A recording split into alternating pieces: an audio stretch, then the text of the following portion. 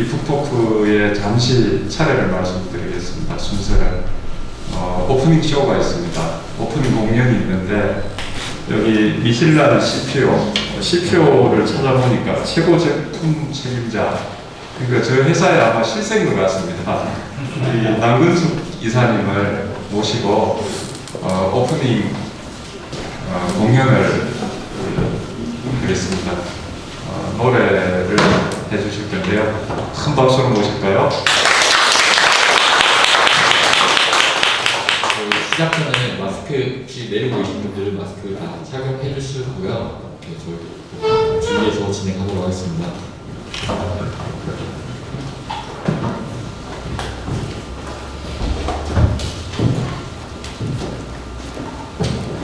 안녕하세요. 반갑습니다. 되게 갑자기 제안을 받아서 제가 준비를 제대로 안 하고 와서 좀 틀리더라도 양해해 주실 거죠? 네. 네, 저는 미시간에서 지금 15년째 이동형 남편하고 같이 학교 폐교에서 살아가고 있는 남근숙이라고 합니다. 실세라고 하는데 거의 저희 미슐란에서 이제 부차적인 것들을 다 담당하고 있습니다. 오늘은 저희들이 같이 마음을 나눴으면 좋겠다 해서 저희가 두 곡을 제가 불러드리려고 해요. 마스크를 좀 빼도 될까요? 네.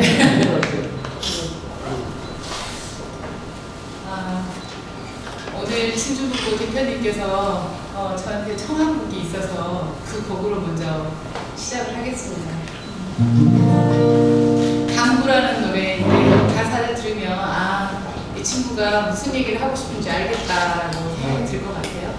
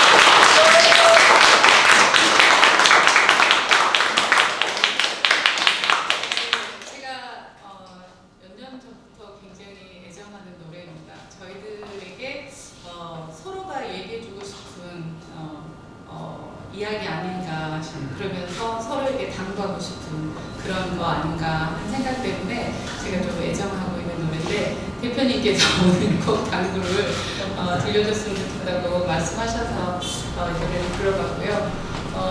다음 곡은 이제 김탁한 작가님이 선곡해 주신 노래인데요. 제가 또 이 노래도 희한하게 오늘은 꽃다지 노래로만 가는 것 같습니다. 전화카드 한 장. 요즘에 90년대 레트로 감성으로 해서 많이 이렇게 나와서 좀 반갑기도 하고 같은 또래라서 좀 오는데 전화카드가 지금 굉장히 많이 낯설잖아요.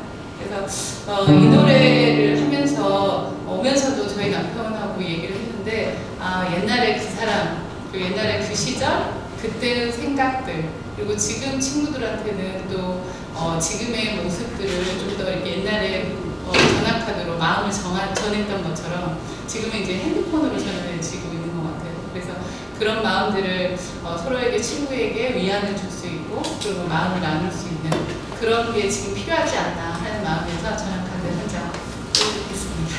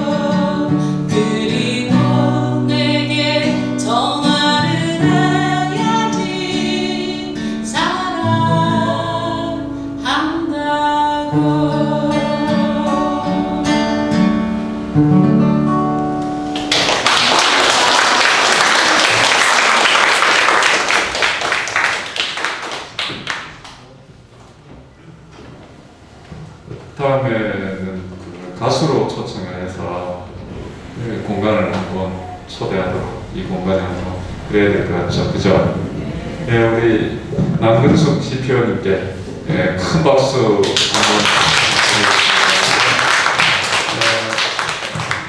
그 다음에 오늘 미슐란에서 참가자분들에게 드릴 선물을 가지고 오셨어요. 아마 음료하고 같이 먹으면 좋을 것 같습니다. 조금 이따가 한 개씩 나눠드릴 테니까 드시면 되겠고요. 지금부터 이제 김탁한 이동현 북토크를 시작하겠습니다. 김탁한 작가는 더 이상 소개하실 필요가 없겠죠, 그죠? 진주에 이제 오실 때마다 김탁한 작가가 오시면 의미하는 게 있습니다. 작품 하나가 끝났거나 다시 또 그 끝난 작품을 뒤로하고 새 작품을 시작한다는 의미이기도 합니다. 지난해 5월 말에는 백달파 시리즈 5번째 그 대소설의 시대를 가지고 진주문고를 방문했는데요. 그 전에 이제 이번에는 상당히 시간이 좀 오랜 것 같아요. 16개월 만에 나타나셨으니까요. 근데 이번에는 이제 소설이 아니고 여러분들이 가지고 계신 그 책, 르포 에세이를 들고 또 책 속의 주인공 분들과 함께 나타나셨습니다. 김탁한 작가님 외에 우리 이동현 농부과학자님과 그 다음에 남근숙 미슐란 CPO님은 오늘 아침 한겨레 신문을 보고 저도 깜짝 놀랐습니다.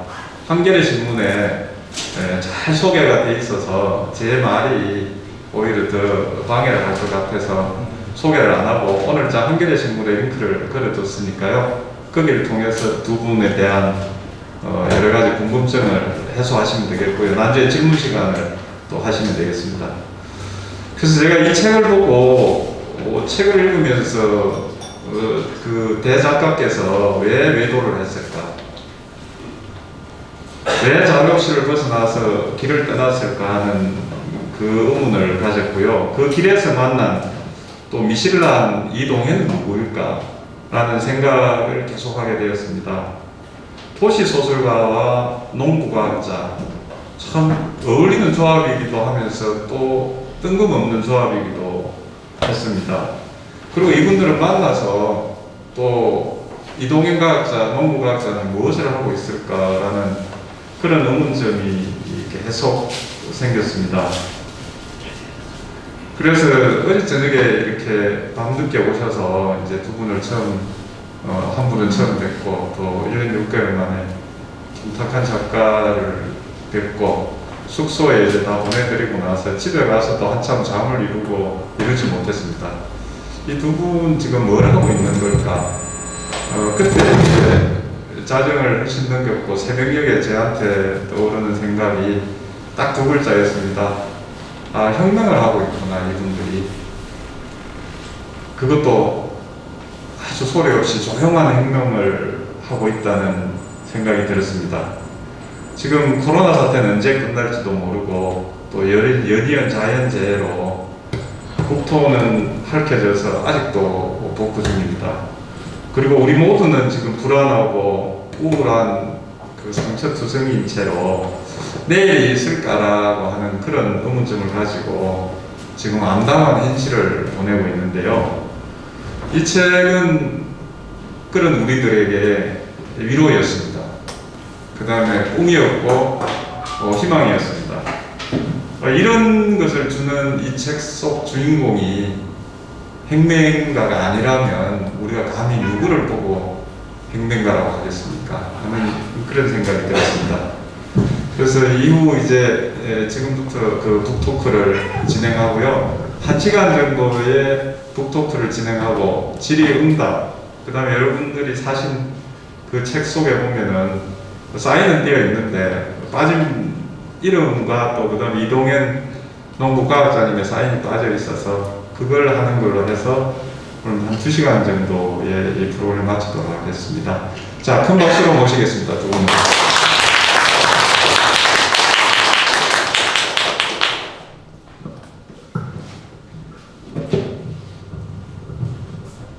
네, 안녕하세요. 네, 소설서는 김탁환이라고 합니다. 네, 올 때마다 뭔가 뭔가 새로운 시설이 하나씩 늘어나는 것 같습니다. 한 시간 정도 이제 이동현 선생님하고 둘이서 이렇게 이 책을 어떻게 쓰게 됐는지 뒷이야기를 들리려고 합니다. 그래서 이 곡성에 가보셨나요? 네. 곡성에 이제 미슐란이라고 하는 그 기업체를 하고 계신데 그 바로 앞이 논이에요. 논이어가지고 둘이서 이렇게 앉아가지고 한 1년 넘게 이렇게 주거니 받거니 많은 이야기를 나눴거든요. 그래서 오늘도 약간 그렇게 할 겁니다. 네, 사회자의 간섭을 무시하고 우리끼리 그냥 재밌게 이야기들을 좀 해보려고 하고요. 네. 그래서 형식 자체를 좀 이렇게 해보고 싶었어요. 네. 그러니까 이게 제가 이제 등단하지 한 25년 차 소설가거든요.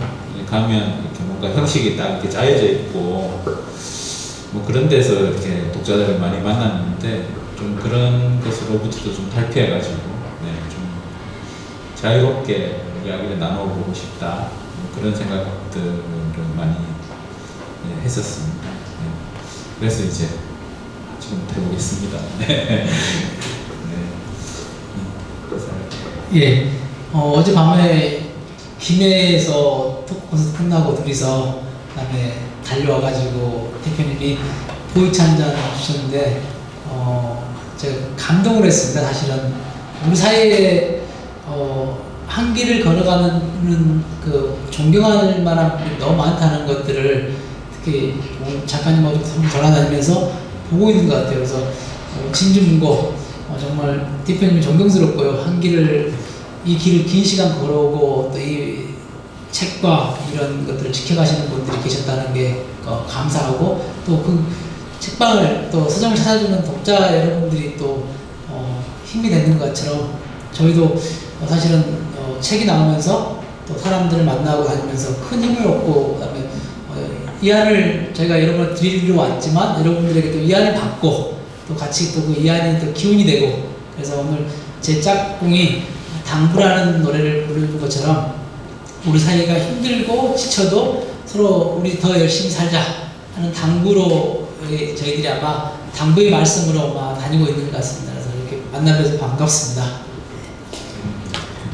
박수는 안 치셨어요. 그래서 책이 나온 지 이제 한 달 정도 됐고요. 네. 그래서 책이 나와서 이제 기쁘기도 하지만 사실은 둘이서 계속 돌아다닐 수 있어서 더 기쁜 것 같아요. 네. 그래서 책을 만들기 위해서 한 1년 정도 좀 아주 여러 번 만나면서 네. 이야기를 많이 나눴고 네. 그리고 이제 책이 나오고 나서 어제 둘이서 이거 한 100번쯤 하자. 네. 네. 어차피 뭐 코로나인데 이렇게 뭐 몇백 명씩 모아놓고 할 수가 없잖아요. 그러니까 한 20-30명씩 혹은 뭐 몇 군데는 아예 이제 독자 없이 이렇게 라이브로 했거든요. 그래서 좀 책도 중요하지만 이제 책에 우리가 담으려고 했던 어떤 생각들 이런 것들을 좀 독자들에게 혹은 뭐 지금 좀 시대를 살아가고 있는 사람들에게 좀 전해드리는 게 굉장히 중요하겠다. 근데 저는 뭐 프리랜서 소설가라서 괜찮은데 기업을 운영하고 있어가지고 괜찮죠? 괜찮죠. 네. 제 주변 사람들이 좀 더 고생할 뿐입니다. 네, 그래서 우선은 이제 처음은 만남이라는 게 굉장히 중요하다는 생각이 들어요. 그래서 이제 인생을 살다 보면 이제 어떤 만남으로부터 삶이 달라지는 거죠. 달라지는 거. 그래서 오늘도 이제 여러분하고 저하고 만났는데 이게 어쨌든 영향을 주고 받을 것 같고요.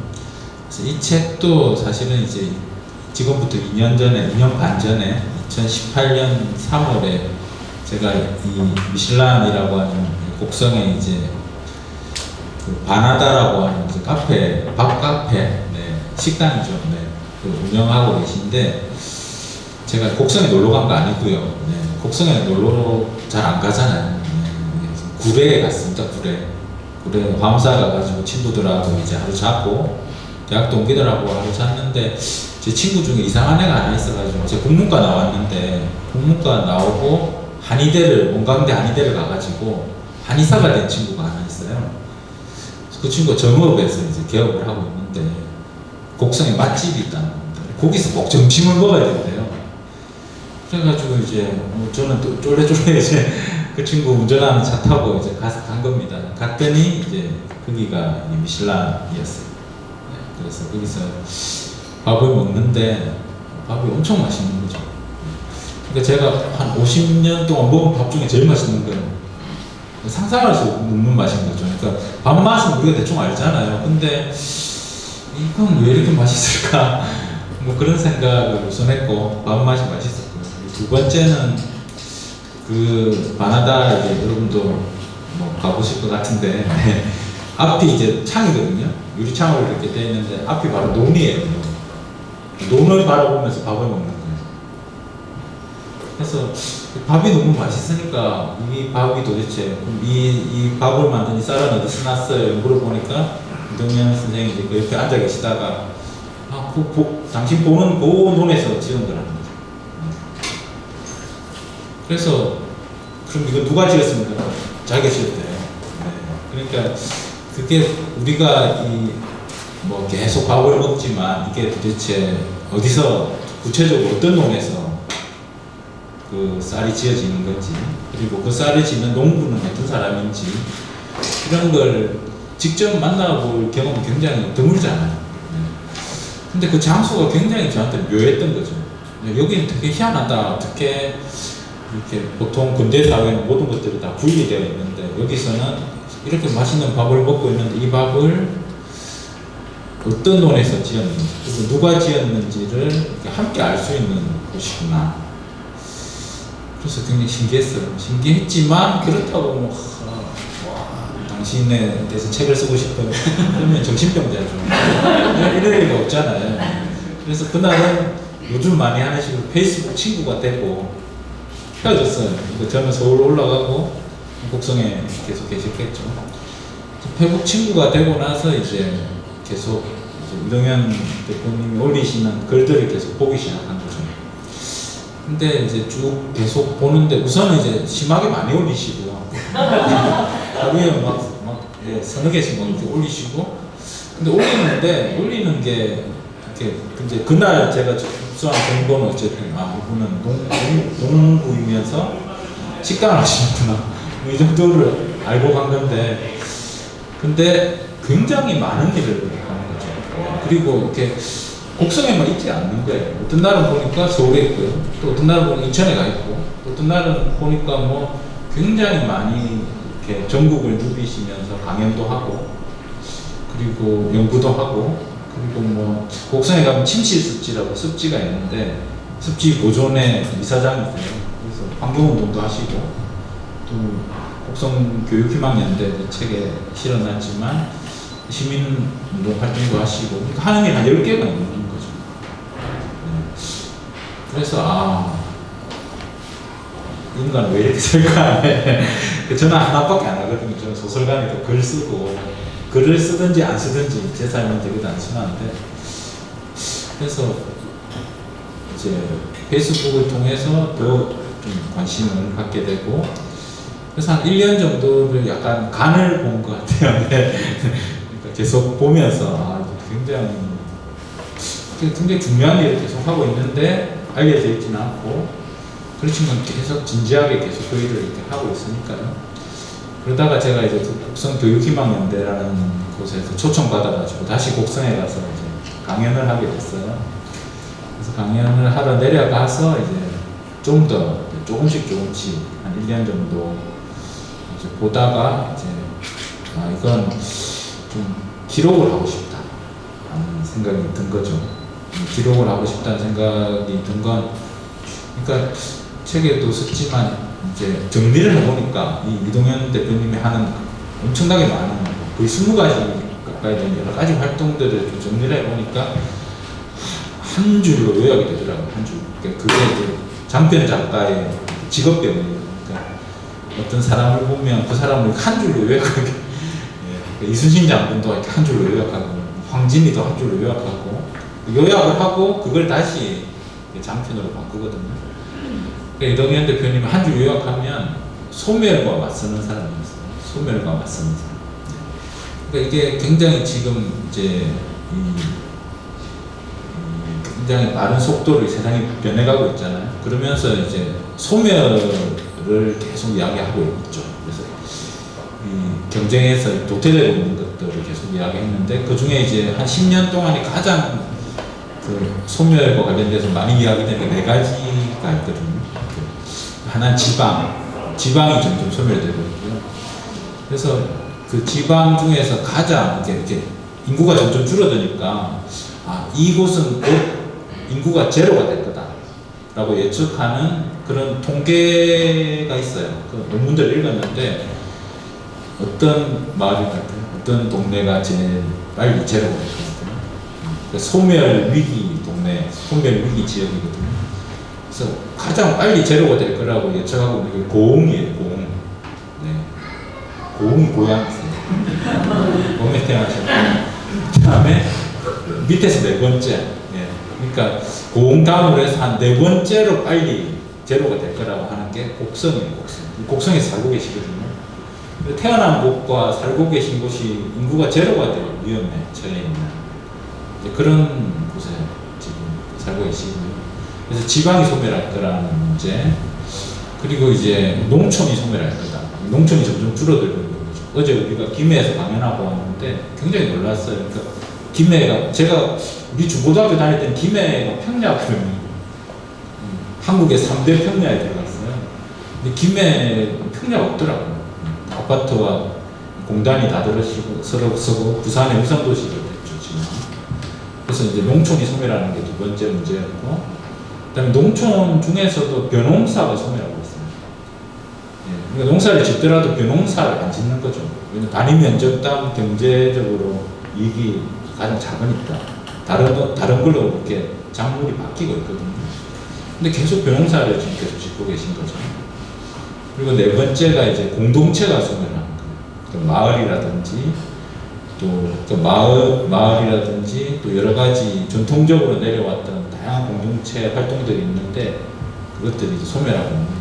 그 네 가지가 이제 계속 소멸하고 있고 소멸되고 말 거다 이런 이야기를 하고 있는데 결국은 이동현 대표님의 활동은 그 네 가지 소멸과 맞서서 소멸이 되지 않도록 계속 이렇게 줄기차게 한 15년 동안 미시간 곡성에 세우시고 나서 계속 활동을 하고 있구나 그런 생각을 했고, 제가 이렇게 뭐 계속 소설 쓴다고 돌아다니지만 그렇게 소멸의 정면으로 맞서서 싸우고 있는 사람은 제가 처음 봤습니다. 처음 봤고, 그래서 이건 기록해 둬야겠다. 혹시 소멸하더라도 이렇게 소멸과 맞서서 싸웠던 어떤 인간이 있다는 것들을 기록하고 싶고, 그런 걸 기록하는 게 사실 작가다.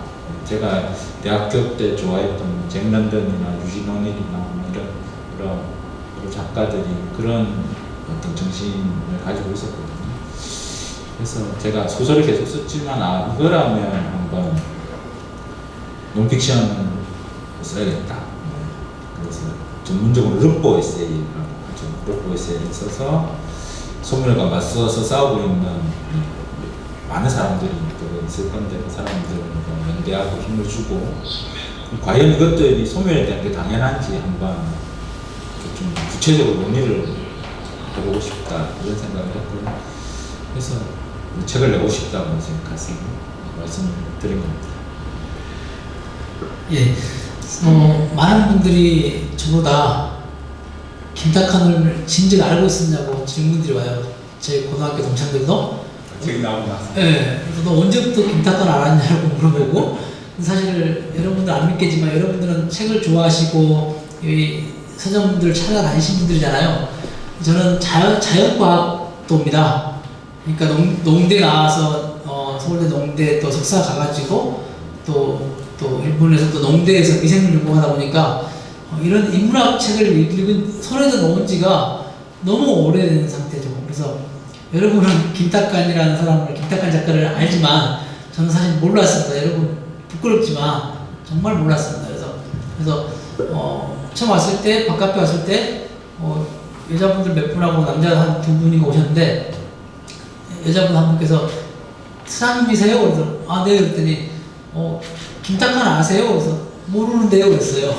앞에 있는 그 사람이 좋고 지금보다 좀 후덕하셨을 텐데 네, 그래서 모른다니까 야 너 탁하나도 모른다 이렇게 하는 거예요. 그래서 저분이 유명하신 분인가? 이렇게 생각했더니 그때 불멸의 이순신 몰라요? 하더라고요. 그래서 제가 일본에서 2003년도에 9월에 학위를 받고 귀국했을 때 제가 엄청나게 빠져들었던 드라마가 김탁관 작가님의 불멸의 이순신이었어요.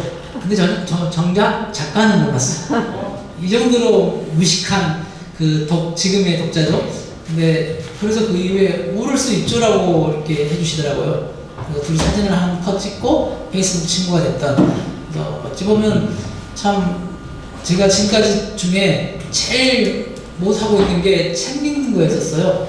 그러니까 대표님만 계시는데 서점에 꼭 저기 서울에 가면 영풍문고나 교보생명 가갖고 책은 사와요. 끝을 못 보고 다시 쌓아두는 책들만 되게 많았거든요. 근데 그러고 있는데 제 짝꿍이 학부모들 모임에서 선생님 한 분이 책 모임을 좀 했으면 좋겠다라고 한 게 이제 어느덧 한 7년 한 것 같아요. 근데 제가 참 특이한 친구가 항상 짝꿍이 책 모임 가면 그 옆에서 대기하고 있어요. 모시고 가려고. 그러니까 그 선생님이 그러지 말고 그냥 끼어들어서 책 모임 하시죠. 근데 그 책 모임이라는 게 어느 순간 책을 안 읽은 지 오래되니까 부담스러운 되게 왠지 그 지식이 막 있는 사람들이 들어가야 될 것 같은 느낌? 이렇게 해가지고 듣다가 나중에 보니까 책 모임이 너무 재밌게 하는 거예요. 그래서 제가 이제 책 모임 참석한 지가 이제 2년이 넘고 3년째 접어드는 시기가 왔습니다. 그래서 들어가서 처음 접한 책들이 몇 개 있는데 안 와요. 소프트웨어 관련 책도 막 이야기하고 막 하는데 그걸 보고 있으면 어려워요. 책이 안 넘어가요. 그러다가 김탁관 작가님의 페이스북 친구하다 보니까 이게 떠 있어요. 대소설 시대라는 책이 떠 있어서 이거 한번 읽어보자고 제가 보냈었어요. 읽고 그 책에 매료돼가지고 그 다음 책들을 좀 세 번째 읽고 이제 작가님한테 백답화 시리즈 첫 번째 다시 읽겠다 해가지고 지금 시도하고 있고 책이 재밌다는 것이 느껴지면서 와, 이 책 제가 자연과학자이기 때문에 현미경 속에서 미생물을 보고 사는 사람이에요. 정말 디테일하는 사람이에요. 제 이 검지손가락은 정말 아주 섬세해요. 아주 섬세해가지고 미생물을 찝어내야 되는 정도의 실력이 있는데 근데 작가님 책이 정말 디테일하게 파고 들어가면서 매료돼가지고 그러고 있을 때 이제 작가님하고 그리고 전 책 독자로서 이제 좋아가지고 작가님과 페이스북 친구하다가 이렇게 여기까지 지금 오게 됐고 저를 발견했다고 하셔서 이렇게 지금 이야기를 이어가고 있는 중입니다. 이런 식으로 할까요? 재밌습니까? 네.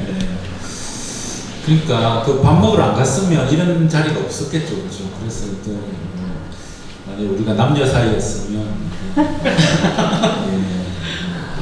그랬겠죠. 네. 그래서 이렇게 만남이라는 게 너무 중요한 것 같아요. 근데 그게 또 그런 생각이 들더라고요. 만일에 한 30살쯤에 만났으면 아마 그냥 만나서 인사 안 나누고 그냥 흩어졌을 것 같아요. 근데 한 50살 정도 돼서 이렇게 만나니까 그러니까 누군가를 만난다는 게 굉장히 중요하다는 걸 일단 아는 거죠. 일단 알고 그리고 이제 전문 용어로 약간 촉이 있는 거죠. 촉이. 네. 그래서 어제도 말씀 좀 나눴었는데 제가 점점 촉이 좋아지는 것 같아요. 그러니까 이게 우리 역사상 위인이 한두 명이 아니잖아요. 역사적인 인물들이. 근데 제가 쓸 수 있는 지금부터 쓸 수 있는 인물 한 10명 정도 될까 말까 하니까 사실은 골라야 되거든요. 그러니까 이순신을 쓸 거냐, 강감찬을 쓸 거냐 이런 걸 골라야 되는 거예요, 사실은. 네. 그러니까 이 실제 사람들을 이렇게 만날 때도, 네. 그러니까 이렇게 짧게 만나든 길게 만나든, 그러니까 좀 생각을 하는 버릇이 있어요. 약간 직업병 같은 거죠. 이 사람은 어떻게 해서 이렇게 됐을까? 이렇게 생각해 보는 거죠. 그래서 이렇게 생각을 해봐서 그냥 금방 알 것 같으면 그냥 지워버려요. 이 사람은 이런 사람이구나. 그리고 지워버리는데 아무리 생각해도 이해가 안 되는 그런 사람들이 이제 있을 수 있는 거죠. 그러니까 연안박지원 이런 인물들은 이해가 안 되잖아요. 그러니까 이해가 안 되기 시작하면 이제 내 문장으로 쓰고 싶어지. 도대체 이게 왜 이렇지? 그리고 좀 더 이제 내 시간과 노력을 많이 들여가지고 이제 파고들고 싶어지는 거죠. 그래서 그게 죽은 사람이든 살아있는 사람이든 좀 마찬가지인 것 같아요. 그래서 이동현 선생님을 만나고 이제 좀 생각이 들었던 우선은 이제 연배가 비슷해요. 제가 한 살 많은데 저는 이제 87학번이고 88학번이고 그렇거든요.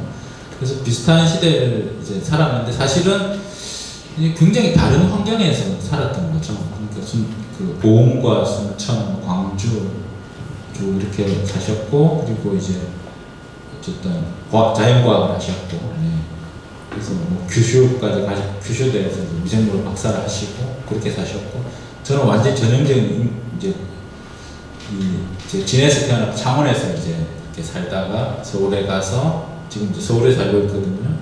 그 도시 소설가죠. 그리고 완전히 문과 체질의 굉장히 이과 체질의 사람과 이제 굉장히 문과 체질의 사람이고요. 이과 체질의 사람과 문과 체질의 사람은 사실 둘이 만나면 싸워요. 서로 말이 안 통해요. 이게 두 문화라고 책도 나와 있거든요. 이게 완전히 다른 인간들이어가지고 그래서 이제 굉장히 이렇게 소통하기가 어려운 좀 부분들이 여전히 있죠. 근데 그게 제가 좀 요즘 느끼는 게 나이가 좀 드니까 그게 소통이 돼요. 그러니까 전공이 각각 있는 거죠. 그러니까 각각의 전공에 대해서 이야기하면 제가 뭐 이 미생물 전공을 막 이야기하면 제가 못 알아듣죠. 그리고 또 이동현 박사님도 제가 18세기 고전 산문 전공인데 제가 서포 김만중 이런 인간들 전공이거든요. 그럼 이야기하면 못 알아들으시죠, 당연히. 그렇지만 인생을 살아왔기 때문에 인생에 대해서 이야기를 하면 또 통하는 게 있는 거예요. 그래서 그게 참 그래서 이동현 선생님이 이렇게 쭉 보면서 좀 이야기를 나눠보고 싶었어요. 그러니까 서로 다르게 살았는데 근데 이제 지금부터 한 10년 상관을 해가지고 그 동안에는 행적이 좀 비슷한 부분이 있는 거죠. 세월호 참사가 났을 때 계속 그 세월호 추모하고 그 활동들을 곡성에서 하시고 전 서울에서 하고 그리고 생태나 환경이나 이런데 굉장히 이제 지금도 광주 대교구에서 생태위원으로 활동하고 계신데 농사를 실제 이제 친환경 유기농으로 농사를 짓고 계시고요. 저는 이제 녹색당원이거든요.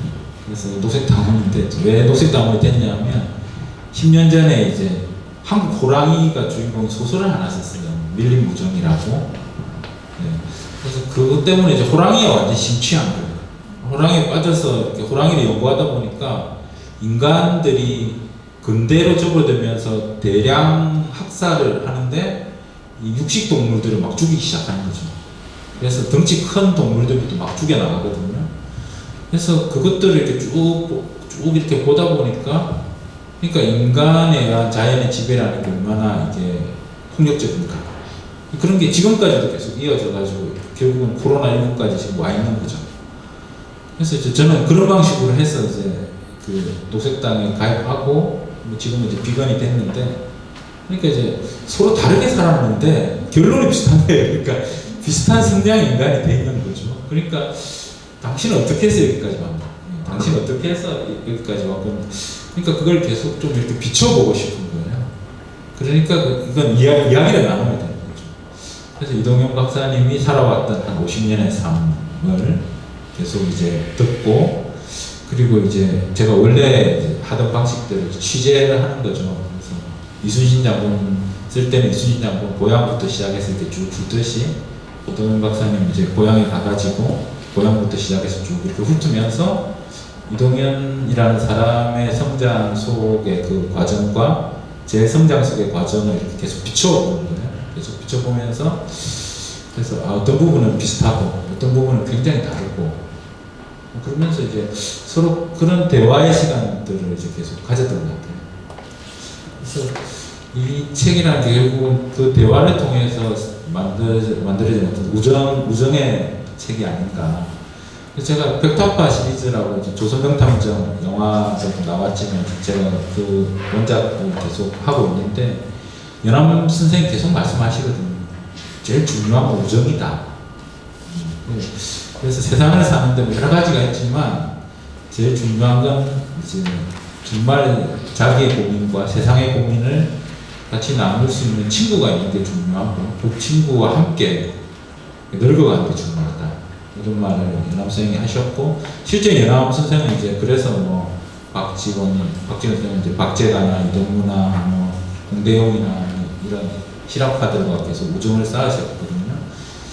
근데 아마도 이제 이동현 선생님을 만나서 이렇게 그 지금 시간을 보내고 있는 게 이렇게 제가 책에도 나와 있지만 이게 21세기 실학자들이 하는 짓이 아닐까 이게 어떻게 생각해 보면 그런 생각을 했고요. 그래서 그런 결과물이 아마 이렇게 책으로 이렇게 나온 것 같습니다. 네, 사실 지금 제가 여기 한 작가님하고 광주, 그다음에 순천, 전주, 당진, 그리고 이제 부산, 경상도로 이제 부산 시작해서 김해, 이렇게 진주까지 오면서 많은 생각을 해요. 기차를 타고 다녔다고 생각하는데, 우리들이 사실은 아름다운 곳을 잊고 살지 않았는가라는 생각을 많이 하고 살았거든요. 왜냐면, 지금 아까 어제 김해평야, 우리 3대 평야를 하잖아요. 그 김제평야? 우리 분명히 배웠던 것 같아요. 교과서에. 김제평야, 나주평야, 김해평야가 3대 평야라고 제가 배웠던 뚜렷한 기억이 있는데, 가면 갈수록 나주도 뭔가 혁신도시 들어와가지고 계속 이제 사라지고, 김해는 훨씬 더 빨리 사라지고 있어가지고, 어제 이제 이렇게 봉화마을에서 이렇게 좀 돌아봤는데, 거기도 마찬가지로 이렇게 뭔가 더 발전이 되면 또 개발이 되고 길이 만들어지고 왜 인간들은 끊임없이 파괴를 통해서 생명들 살 그 터전들을 빼앗을까 그런 생각을 많이 했는데 이제 마침 어제 김해 가는 지점에 아파트들과 공장이 엄습해 들어오는 속도가 보이는 거예요. 느껴지는 거예요.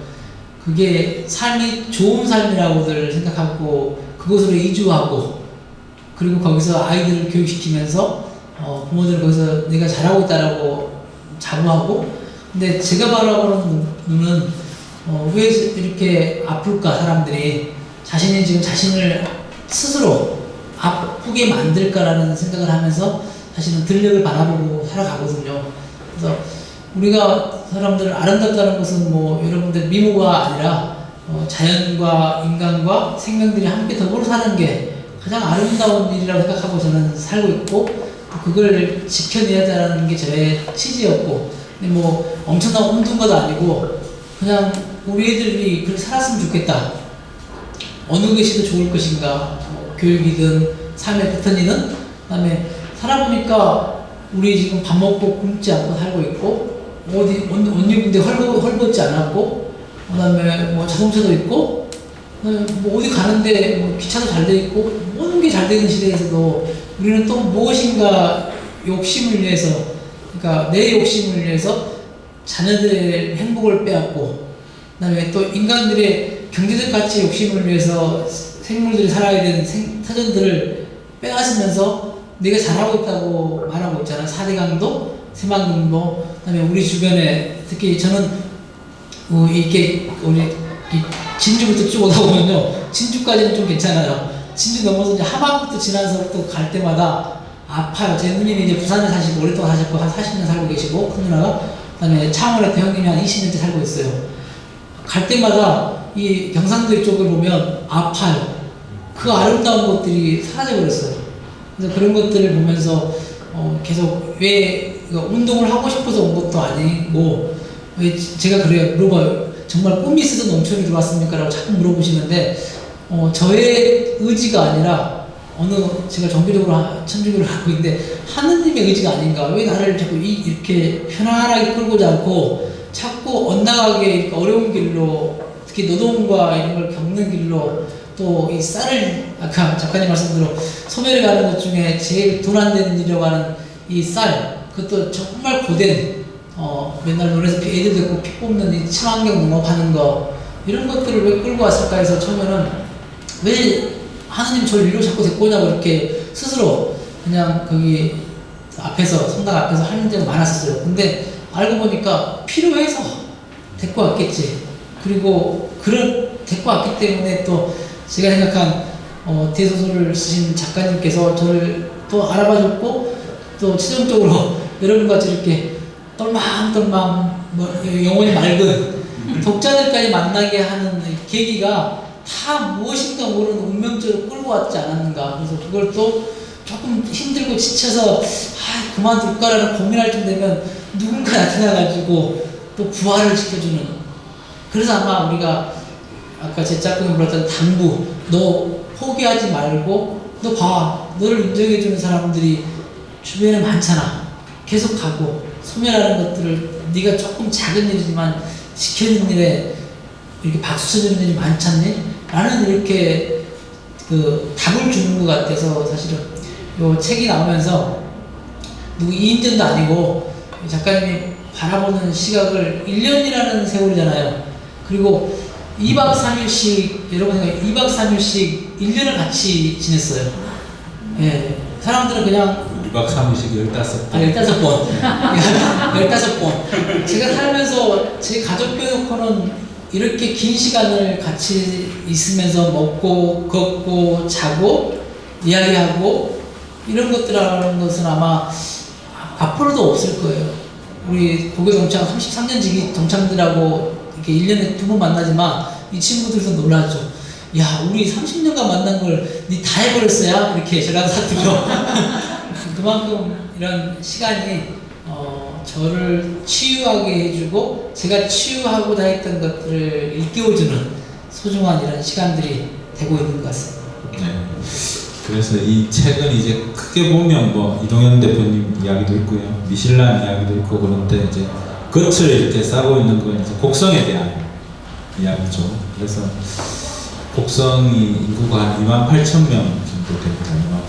아주 작죠. 네, 작고 곡성에 가가지고 이렇게 좀 돌아다니니까 이제 곡성 분들을 만나게 되는데 굉장히 인사법이 독특해요. 제가 작가고 곡성에 대해서 뭘 쓴다 그러니까 그분들 하는 이야기가 여기 그 곡성이 아닙니다. 그 영화 있잖아요. 영화 곡성 있잖아요. 그 곡성이 아닙니다. 그러니까 약간 그 이야기라는 게 굉장히 이게 힘이 있는 거죠. 그래서 그 영화가 나와서 대박을 치니까 사람들이, 그러니까 실제 곡성에 가본 사람은 많이 없잖아요. 그러니까 영화 곡성을 보고 곡성은 그렇게 좀 을신년스럽고 막 이렇게 약간 공포스럽고 뭔가 폐쇄적이고 인간들이 무엇이 중요한데 막 이럴 것 같고, 네.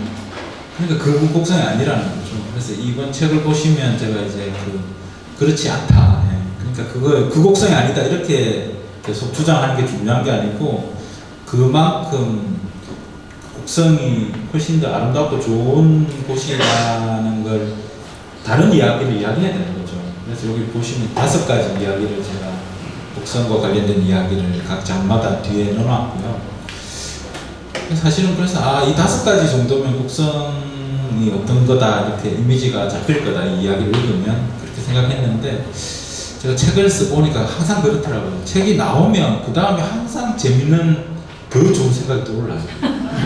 그럼 짜증나 미치겠어요. 그러니까 이게 왜 하필 지금 생각나가지고 이걸 퇴고할 때라도 생각이 났으면 이거 넣었을 건데 그 여자를 여기서 죽였어야 되는데 이런 생각을 하는데 이 등장인물을 거기서 이렇게 했어야 되는데 이런 생각이 나거든요.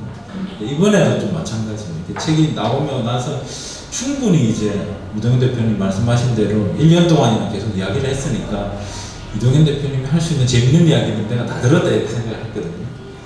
근데 이제 지금 요즘 이제 다니면 치고 있는 게 그러니까 지금 이제 그 벼가 익어가고 있잖아요. 벼가 익어가고 있는데 지난번에 이제 갔더니 미실란에 갔더니 미실란 앞에 이제 논이 있는데 품종별로 벼를 심어놨어요.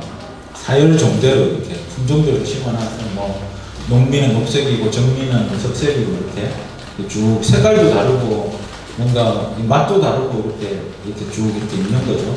군대 이렇게 군인들 줄 서 있는 거하고 비슷해. 근데 지금이 이제 참새들한테는 완전히 왔다잖아요. 참새들이 계속 날라와가지고 이 논에 먹는 거죠. 근데 보니까 다른 논에 참새들이 잘 안 가. 우리 이 품종별로 심어놓은 논에 훨씬 많이 오는 거예요. 왜 그러냐면 참새 입장에서는 우리 논이 부패인 거 부패. 그러니까 저쪽 다른 논에는 아무리 먹어도 맛이 똑같아요. 그럴 거 아니에요. 근데 우리는 품종별로 심어놨으니까 맛이 다 다를 거잖아요. 그렇죠? 그 참새들이 종류별로 이렇게 먹어보는 거예요.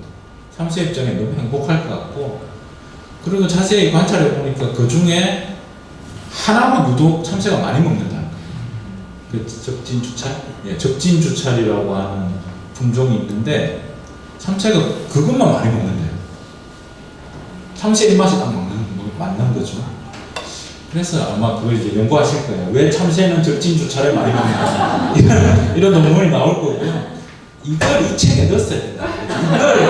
이걸 작년에 추수할 때 나한테 이야기를 해줬어야 내가 야, 한 개 빼고 5가지 중에 한 이야기 빼고 있잖아요. 그걸 다 참새 부패다 여기. 네. 미슐란에 대입하는 참새에 대한 부패다. 이거 끝내주잖아요. 근데 이건 그냥 이렇게 떠들 수밖에 없는 거예요. 책은 벌써 나와버렸고. 그래서 더 다녀야 된다. 재밌는 이야기 더 있고, 책이 한 10세쯤 되면 좀 이거 부록으로 넣어야겠다. 부패 이야기를 좀 넣고 재밌는 이야기를 좀 더 넣어가지고. 그래서 뭐 이런 것 같아요. 그래서 어떤 여기 진주 지금 이제 분들 살고 계신데 진주를 대표하는 이야기는 또 뭘까 생각해 볼 수 있는 거죠. 축성로도 있고 김시민 장군도 있고 뭐 여러 가지 이야기들이 있는데 이 이야기는 항상 바뀌는 것 같아요. 그 도시에 누가 사는지 또 어떤 가치를 가지고 사람들이 마을을 이루고 사는지에 따라서 이야기들이 바뀌거든요. 그럼 이제 옛날부터 흘려 계속 전해져 내려오는 이야기와 새로 이제 미슐란이 들어가가지고 품종별로 별을 심었기 때문에 제가 방금 말씀드린 그런 이야기는 옛날부터 전해지던 이야기가 아닌 거죠. 이건 쓰지 마세요. 제가 쓸 겁니다. 제가 지금 동화로 쓸 건데 동화로 판소리로 만들 생각입니다. 왜냐하면 유치원생들이 많이 실습을 오는데 걔들을 데리고 그 품종별 별을 심어놓은 거기다가 애들이 세워놓고 이 이야기 해주면 애들이 또 안 넘어갈 거예요. 그죠? 참새 소리도 좀 하고 판소리꾼 하나 불러가지고 생태 어린이 판소리로 만들어가지고 짹짹거리면 너무 좋아할 것 같은 거예요. 그래서 이제 그런 거 하면서 저 혼자 좋아하는 거예요. 이건 내 거다 뭐 이러면서 혼자 좋아하고 있고. 이런 것들이 이제 이 책 속에 보면, 그래서 이 책이 뭐 우리가 이야기할 수 있게 진지한 이야기는 없는 게 아니고 기본적으로는 이야기들이 가득 담겨 있어요. 그래서 도시인으로 살아가면서 제가 생각했던 이야기, 그리고 이동현 대표님 만나서 이제 이 농촌에서 살고 있는 농부 과학자가 생각하는 이야기, 또 우리가 만나서 또 이야기를 나누면서 서로 또 깨우치는 이야기. 그래서 이 책은 어떻게 보면 하나의 거대한 이야기책이다. 아주 다양한 이야기들이 또 그 속에서 울컥할 수도 있고요. 막 재밌어서 웃을 수도 있고, 그러면서 좀 즐겁게 이렇게 따뜻하게 이렇게 책이 넘어가게 지금 그러기를 원하면서 제가 형식을 이제 이런 식으로 정한 것 같아요. 아무튼 뭐 저의 책 속에 뭐 기오리 이야기 등장하고 저의 삶과 같이 지금도 살고 있고 오늘도 뭐 한겨레 신문에도 메인에도 등장한 저희 가족과 등장한 복실이도 사진 속에 등장했더라고요. 그래서 참 지금 복실이가 제가 곡성에 들어왔을 때 먼저 들어온 제가 한국에 와가지고 돈도 없으면서 농민들에게 무료로 컨설팅을 해줬어요. 근데 그분이 이제 농업이 힘들어져가지고 이렇게 힘들어졌을 때 박사님 드릴 게 하나도 없습니다 하면서 애호박 한 박스하고 굴에 토지면에 계신 분이에요. 애호박 한 박스하고 강아지, 이만한 강아지 한 마리를 주셨어요. 우리가 파리꾼이라고 하잖아요. 녹근에 해가지고 강아지 한 마리를 주셨어요. 근데 그게 복돌이라는 개였어요. 근데 얼마나 재밌냐면은 저희가 이제 해결잖아요. 참 재밌는 게요. 사람이 여러분도 한참 안 살다가 어디 고향집에 가면 을신년스러워지거든요. 원래 살았던 집이었는데도 오랜만에 가면 그 집이 싸늘한 기운이 있잖아요. 특히 폐교는 복도가 길잖아요. 그리고 또 학교가 이 편백, 칡백나무로 둘러싸여 있거든요. 학교 대부분이. 되게 기분이 저녁에 이상해요. 아무것도 없는데. 그럴 때 그 어린 개가 밤새도록 이렇게 한 일주일을 짖고 다니까 겁이 나는 거예요.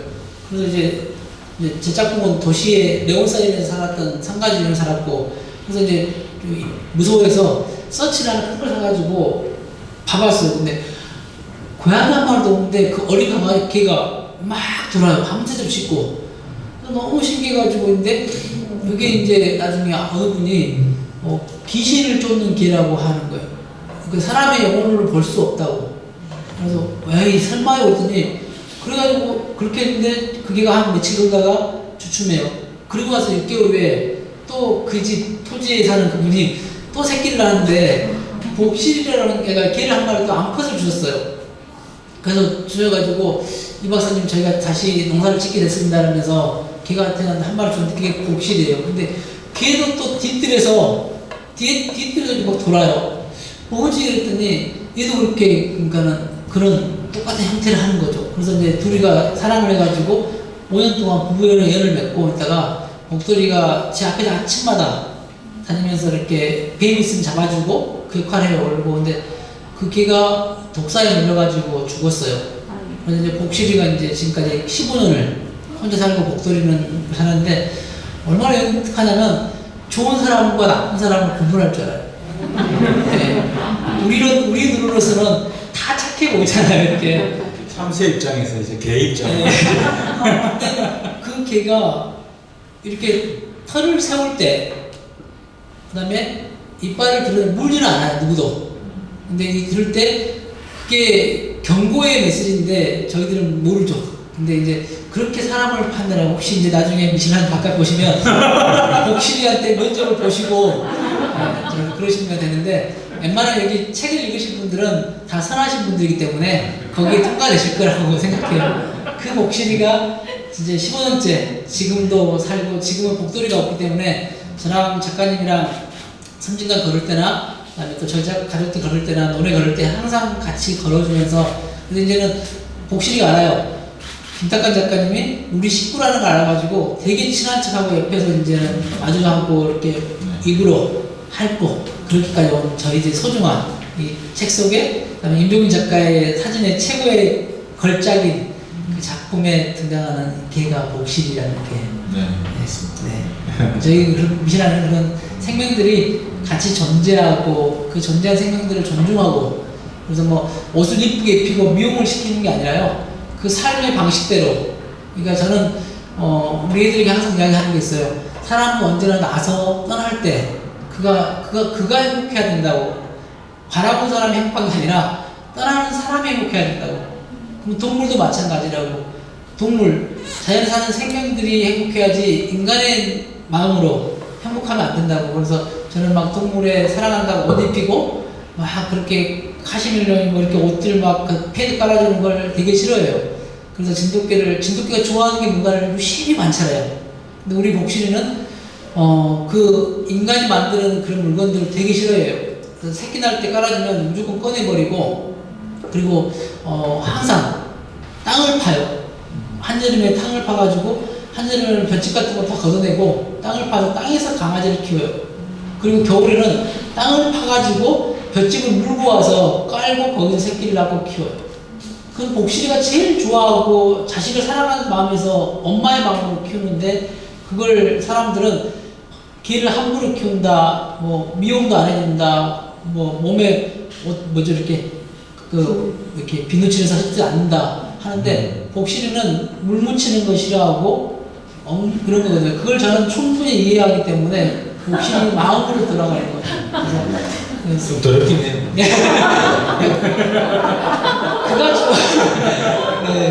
그가 좋아하는 것대로 바라봐주는 거. 네. 아이들 키우는 것도 그래서 똑같이 키워요. 우리 둘이가 똑같이 우리 아이들이 좋아하는 방식으로 키우지 저희가 좋아하는 방식으로 키우지 말자는 것이 동물과 사람과 똑같이 바라보는 저희들이죠. 그러니까 제가 이제 글쓰기 강좌도 하거든요. 글쓰기도 이렇게 대학에서도 한 10년 가르쳤고 요즘도 이제 글쓰기 강의를 하는데 그럼 이제 초보자들이 물어요. 이제 글을 어떻게 써야 됩니까? 이렇게 묻는데 이제 여러 가지 이야기를 해주지만 가장 기본적이면서도 잘 지키지 않는 게 글은 이제 정확하고 아름답게 써야 된다 이렇게 이야기를 해요. 아름답고 정확하게 쓰면 안 된다는 거예요. 그러니까 처음에 글을 쓰니까 이걸 아름답게 쓰고 싶어가지고 계속 미문을 쓰려고 글을 막 다듬거든요. 근데 아무리 문장이 아름다워도 그게 정확하지 않으면 문장으로서 의미가 없는 거죠. 그것보다는 정확하게 쓰려고 굉장히 노력을 하면 아름다움이라는 건 따라오는 경우도 굉장히 많고요. 그리고 정확하게 쓰고 나서 그 다음에 이제 이걸 어떻게 아름답게 만들 것인가를 고민하는 게 습작 과정에서는 이제 훨씬 더 이제 발전 가능성이 높다는 거죠. 근데 그럴 때 정확하게 쓴다는 게 뭐냐 이게 또 질문이 오거든요. 정확하게 쓴다는 게 뭡니까? 근데 이제 제가 대답해 주는 게 정확하게 쓰기 위해서는 시간을 많이 들여야 된다. 시간을 퍼부어야 된다. 네, 그러니까 장편 소설을 쓰는 게 힘든 이유 중에 하나는 밑빠진 독에 시간 붓기예요.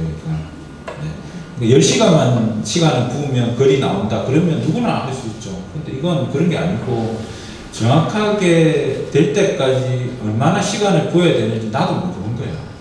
나도 모르는 상태에서 막 쏟아붓는 거죠. 그러다가 이 정도면 이게 정확할 수 있겠다고 판단이 된 순간이 와요. 그러면 이제 쓰기 시작하거든요.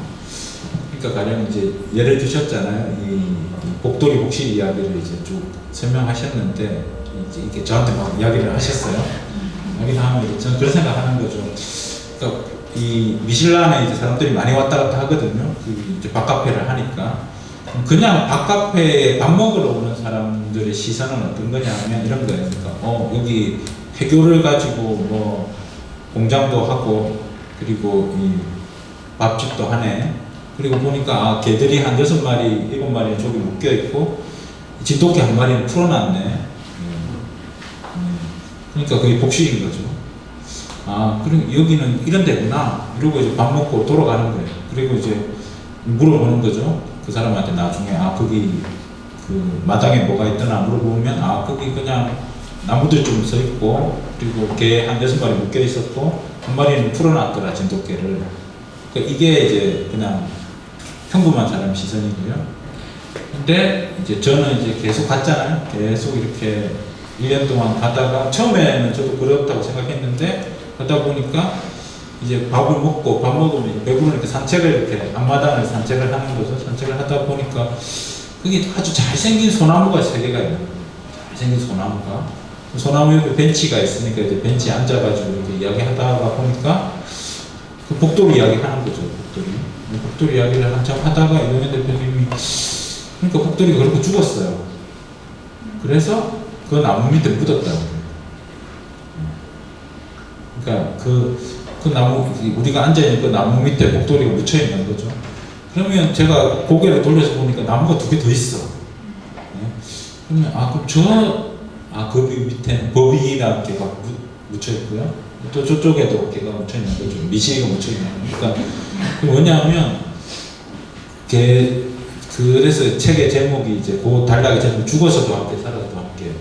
네. 그러니까 개들을 같이 키우다가 그 공간에서 같이 동물들과 같이 살다가 그 동물이 이제 죽으면 그 동물을 그 공간에 묻는 거죠. 그리고 또 같이 사는 거예요.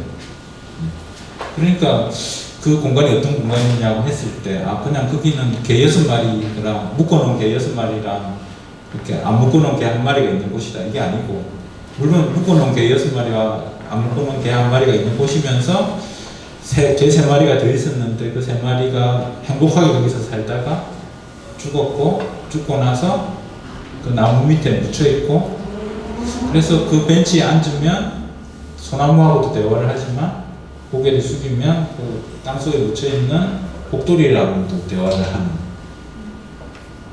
그래서 그 공간은 그런 공간이다라고 이야기를 해야 그게 정확한 거예요. 그러니까 여기까지 가려면 그냥 가서 밥 한 번 먹으면 이런 건 쓸 수 없는 거죠. 그러니까 어떤 것들을 정확하게 쓴다는 건 굉장히 시간을 많이 들여야 됩니다. 그리고 반복해서 봐야 되고, 그리고 그 공간이 어떤 공간인지를 계속 자료조사를 해야 되고, 그렇게 하다 보면 이제 이런 어떤 우연이나 필연에 의해서 다른 사람들에게는 보이지 않는 어떤 시간의 두께를 이제 발견하게 되는 거죠.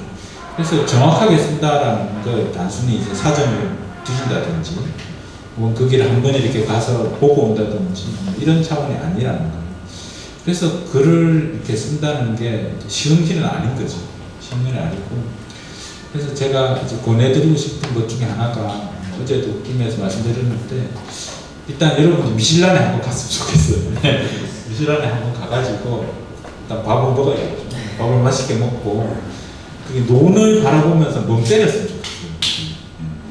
왜냐하면 이게 어쨌든 진주도 도시니까 도시에서 사는 사람들은 사람하고 너무 많이 만나는 거죠. 그러니까 주로 생각해보면 우리의 삶은 사람을 만나면서 모든 게 이루어지거든요. 사람 외에는 안 만나요. 여러분 참새랑 한 두 시간씩 이렇게 같이 있는다든지, 혹은 강에 가가지고 강하고 한 몇 시간 같이 있는다든지, 그 도시 생활에서는 그런 걸 할 수가 없잖아요. 그 강을 알고 싶다 그러면 강한테 가가지고 강에게 굉장히 많은 시간을 쏟아야 되는 거죠. 그래서 그런 시간을 도시인들은 갖기가 너무 어려우니까 도시인들은 사람한테 치여서 사는 거예요. 기본적으로. 그 사람의 관점으로 생각을 해야지만 살아갈 수 있는 시스템이거든요. 근데 이제 농촌으로 가면 그렇지 않은 거죠.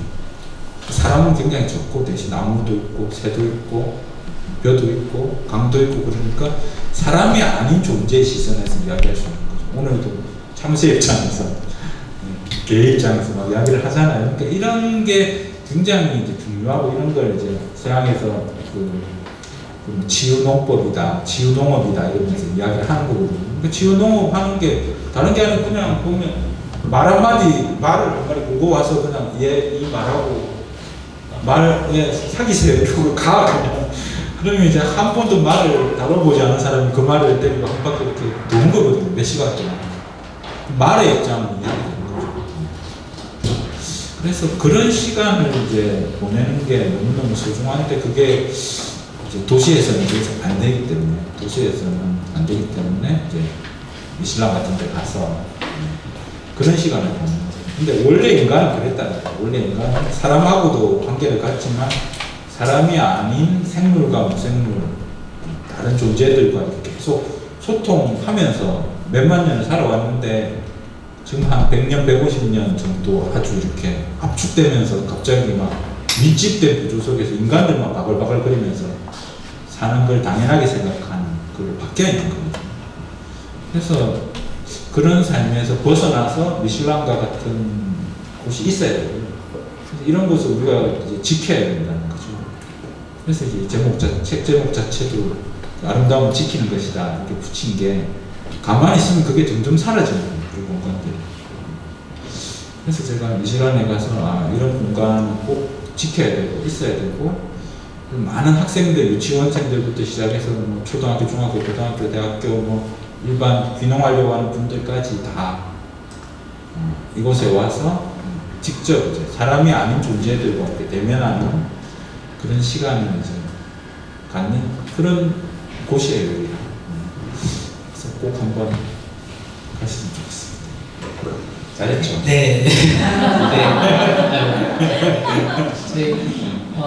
저희가 이제 그 사람 계기가 있는 것 같아요. 아까 말씀드린 것처럼 저희 둘째 아들이 우연찮게 생겨가지고, 우연이 아니겠죠. 이유가 있으니까 생겼겠죠. 네, 제가 일본 유학 중일 때 한국에 짝꿍 따로 살았는데 그냥 하루 왔다 갔는데 생겨가지고 네.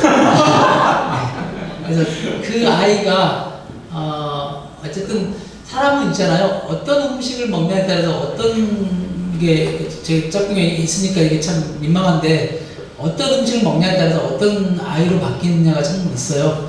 근데 사실은 큰애는 제가 한국에서 이제 이렇게 같이 신혼을 같이 보내고 있으면서 낳았던 아이인데 그 애는 제가 제 짝꿍을 관리를 했었어요. 못 먹게 하는 게 많았었어요. 인스턴트 치킨 못 먹게 하고 특히 좋아해요. 분식 되게 좋아해요. 라면, 김밥, 떡볶이, 순대 이런 거. 그다음에 또 뭐 치맥 이런 거 있잖아요.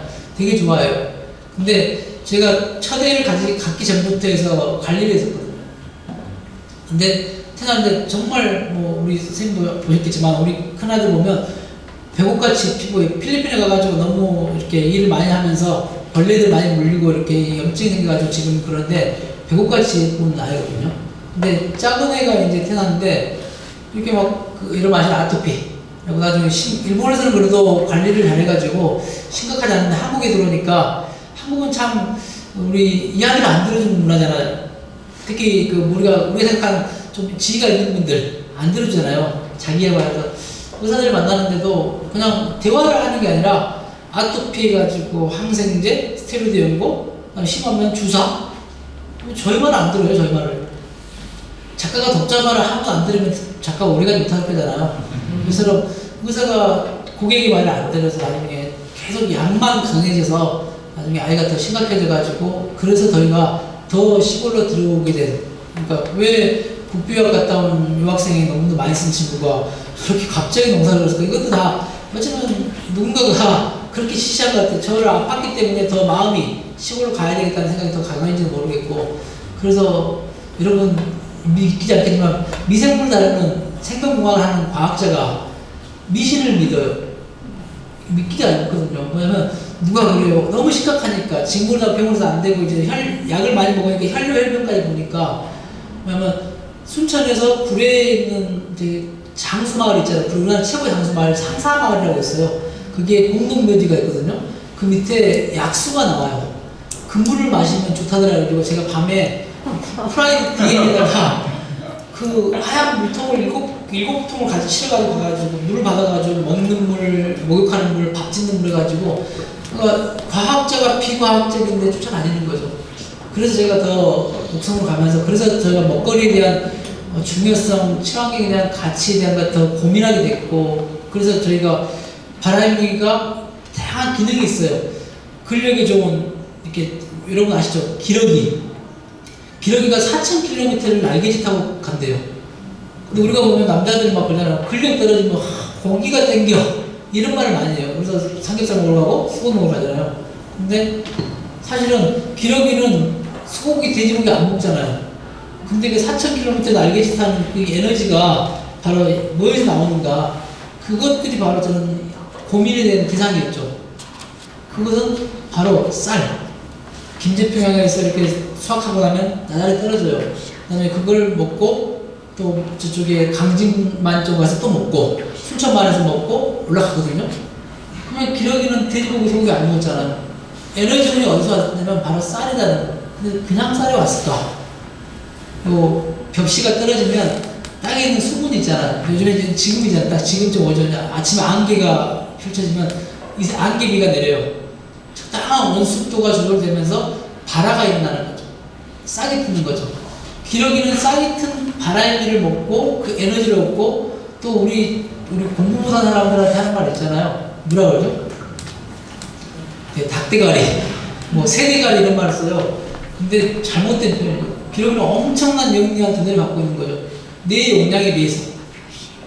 그래서 기러기는 내비게이션이나 GPS 없어도 정확한 장면과 같은 위치를 기억하고 그 지점을 움직이면서 가는 거거든요. 그래서 그런 원인들을 고민하면서 뭘 먹일까? 병원에서 이제 아무도 못 먹게, 계란 못 먹게 하죠. 그 다음에 또 뭐 고등어, 등푸른 생선 못 먹게 하죠. 뭐 아이는 고기 못 먹게 하죠. 아이는 먹을 수 있는 게 딱 밥하고 야채밖에 없는 거예요. 그래서 저희 아이들은 아이들 때문에 밥하고 야채만 된장에 찍어서 먹이게 했는데 그래서 나중에 생각한 게 바람기가 근력, 두뇌 발달, 그 다음에 혈류가 잘 돌기 때문에 뭐 개선되는 것들이 많고, 그 다음에 식이섬유랑 이런 게 많아서 쾌변을 보는 장이 튼튼하다는 것, 미생물이 살기 좋은 프리바이오틱스 이런 것들이 원인이 되는 걸 이제 분석하는 걸 과학자 입장으로 그래서 요거다. 그래서 이제 쌀을 연구를 하게 되고 쌀도 종류마다 다를 거다. 기능성이. 그래서 이제 쌀을 이렇게 278품종에 300개 품종을 찾아가지고 구해가지고 발화를 시켰더니 278품종이 발화가 돼가지고 그걸 손모내기 하고, 그리고 처음 나온 발화인 모든 시제품은 저희 막둥이가 먹었어요. 제 우리 둘째가. 그래서 먹으면 아빠 톡톡 씹혀요. 이건 너무 물컹, 이게 말랑해요. 이거 너무 딱딱해요. 이런 말을 하면서 식감과 맛을 이렇게 얘기하면 이건 되겠다. 이렇게 하면서 이제 발화인을 만들고, 결국은 아이가 아팠기 때문에 생물적인, 그러니까 우리가 다른 세계에서의 존재들인 기력이라는 존재, 아니면 또 이 논이라는 존재, 이런 것들을 가지고 과학적으로